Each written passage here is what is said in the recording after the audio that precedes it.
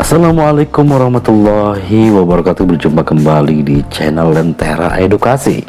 Baiklah, kali ini ada informasi penting untuk Bapak Ibu guru ya, khususnya untuk Bapak Ibu guru honorer dan P3K. Di sini ada informasi mengenai guru P3K protes atau P3K protes ya, usulan tentang guru honorer menjadi PNS dinilai tak adil. Baik, dikutip dari wartaekonomi.co.id ya, pegawai pemerintah dengan perjanjian kerja P3K melayangkan protes terhadap usulan Komisi 9 DPR RI untuk mengangkat seluruh guru honorer menjadi pegawai negeri sipil atau PNS. Ketua Solidaritas Nasional Wiyata Bakti Indonesia SNWI Provinsi Sumatera Selatan Susi Maryani menilai usulan tersebut aneh dan tidak adil bagi P3K. Nah, usulan Komisi 9 ini aneh kalau seluruh guru honorer diangkat menjadi PNS. Bagaimana dengan kami guru P3K ini? Ya, ucapnya dikutip pada Jumat 15 Mei 2026. Nah, Susi menegaskan P3K bisa menerima usulan tersebut jika pengangkatan PNS dilakukan dengan syarat usia dan melalui seleksi. Intinya melalui seleksi ya. Nah, menurutnya guru honorer saat ini mayoritas berusia di bawah 35 tahun dengan masa pengabdian kurang dari 2 tahun, sedangkan guru berusia di atas 35 tahun biasanya mengikuti seleksi P3K. Kami yang diangkat P3K karena usia di atas 35 tahun dengan masa pengabdian panjang itu pun kami mulai seleksi juga, tegasnya. Ia menyatakan setuju dengan gagasan DPR agar semua guru berstatus PNS. Namun, menurutnya pengangkatan sebaiknya mendahulukan P3K dan P3K paruh waktu yang lebih dulu diangkat. Karena berdasarkan fakta di lapangan, banyak guru honorer yang baru lulus sehingga minim pengalaman mengajar.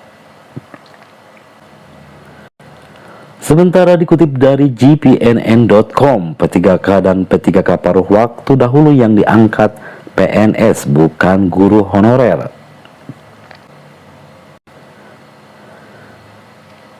Usulan Komisi 9 DPR RI untuk mengangkat seluruh guru honorer menjadi PNS mendapat tanggapan beragam dari kalangan P3K. Mereka menilai usulan tersebut tidak masuk akal. Usulan Komisi 9 ini aneh. Kalau seluruh guru honorer diangkat menjadi PNS, bagaimana dengan kami guru P3K, kata Ketua Solidaritas Nasional Wiyata Bakti Indonesia Provinsi Sumatera Selatan Susi Maryani. Kemudian dia menegaskan akan menerima usulan Komisi 9 DPR RI itu bila pengangkatan guru honorer menjadi PNS itu melalui seleksi dan tetap memakai syarat usia. Saat ini guru honorer yang tersisa usianya paling banyak di bawah 35 tahun. Mereka ini masa pengabdiannya di bawah 2 tahun. Sebaliknya, untuk guru honorer di atas 35 tahun diikut sertakan dalam seleksi P3K. Kami yang diangkat P3K karena usia 35 tahun dengan masa pengabdian panjang itu pun kami melalui seleksi juga.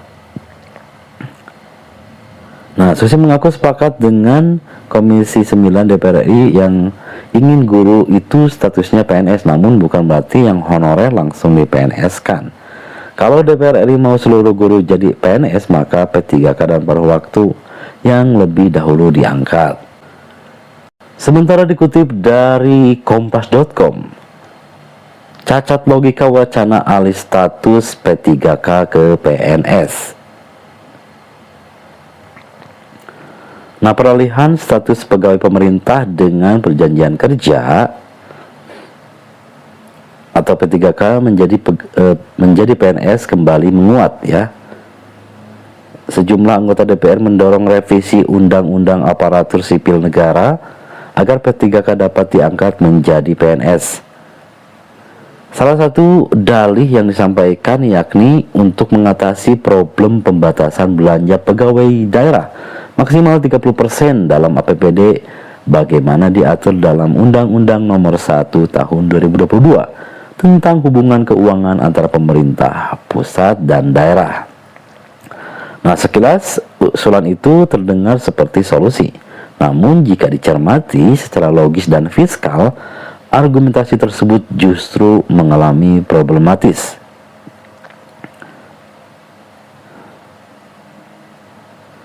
Mengubah status P3K menjadi PNS atau secara otomatis persoalan belanja pegawai daerah, sebab baik P3K maupun PNS sama-sama masuk dalam komponen belanja pegawai APBD. Artinya, perubahan status tidak menghilangkan beban fiskal, melainkan hanya mengubah nomenklatur status kepegawaian.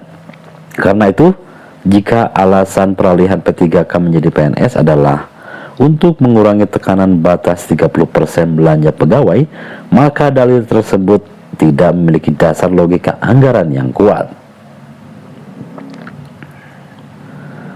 Beban APBD tetap ada, bahkan dalam jangka panjang justru berpotensi semakin berat apabila diikuti konsekuensi hak pensiun dan pembiayaan kepegawaian permanen lainnya. Dalam konteks ini, langkah pemerintah melalui koordinasi Kementerian Pan-RB, Kementerian Dalam Negeri, dan Kementerian Keuangan yang memberikan relaksasi atau penundaan penetapan ketentuan batas 30% belanja pegawai justru jauh lebih rasional dan tepat. Kebijakan transisi tersebut memberikan ruang adaptasi bagi pemerintah daerah tanpa harus melakukan langkah ekstrim berupa pengurangan aparatur ataupun perubahan status massal P3K menjadi PNS. Lebih dari itu, pendekatan relaksasi membuka ruang evaluasi yang lebih mendasar terhadap desain hubungan fiskal pusat dan daerah, termasuk kemungkinan revisi UU HKPD agar lebih realistis terhadap kebutuhan pelayanan publik di daerah. Persoalan sesungguhnya bukan terletak pada status P3K, melainkan pada desain fiskal dan tata kelola birokrasi secara keseluruhan. Kita perlu mengingat kembali mengapa skema dilahirkan dalam Undang-Undang ASN. Kehadiran P3K bukan sekedar kategori administratif baru, melainkan bagian dari agenda reformasi birokrasi nasional.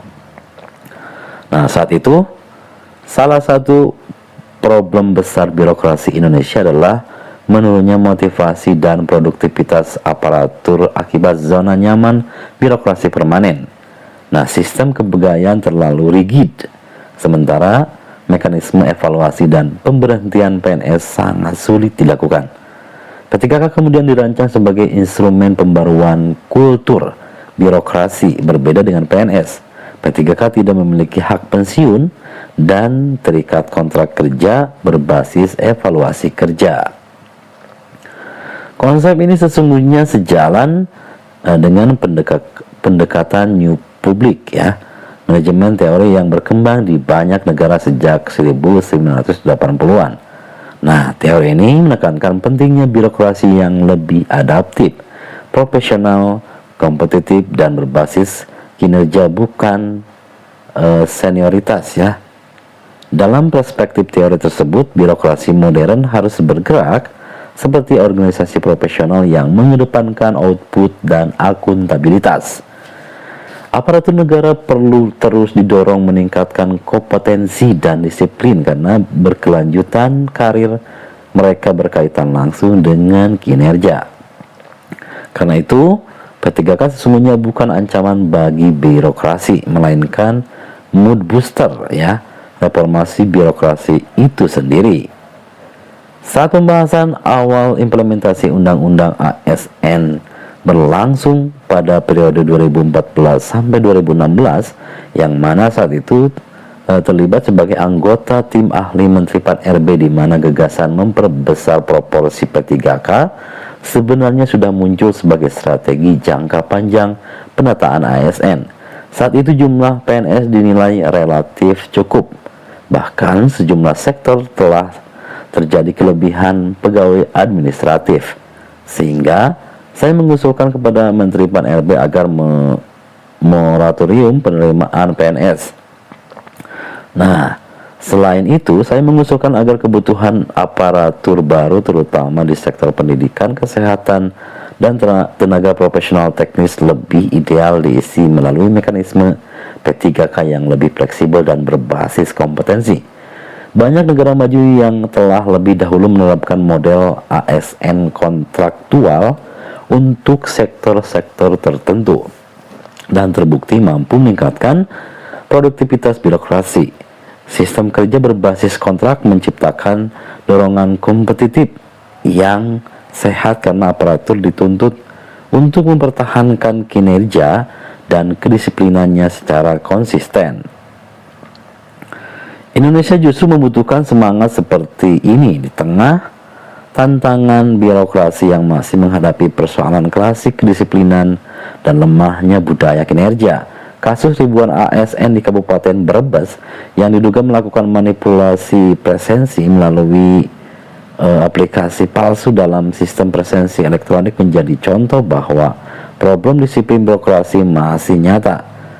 Fenomena seperti ini memperlihatkan bahwa reformasi birokrasi tidak cukup hanya untuk digitalisasi sistem, tetapi juga membutuhkan perubahan kultur kerja aparatur.